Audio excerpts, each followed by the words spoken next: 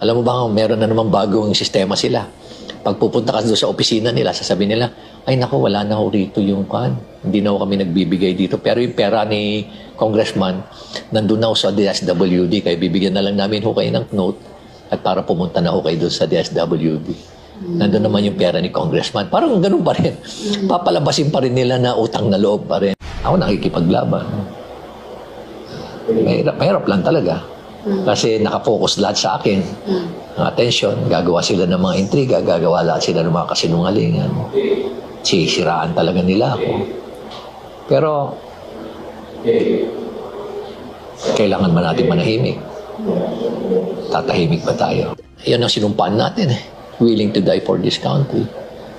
Willing to die din naman ako para lang ipaglaban yung tama. Lalo-lalo na yung pag-promote ng good governance. At lalo-lalo na itong pagkikipaglaban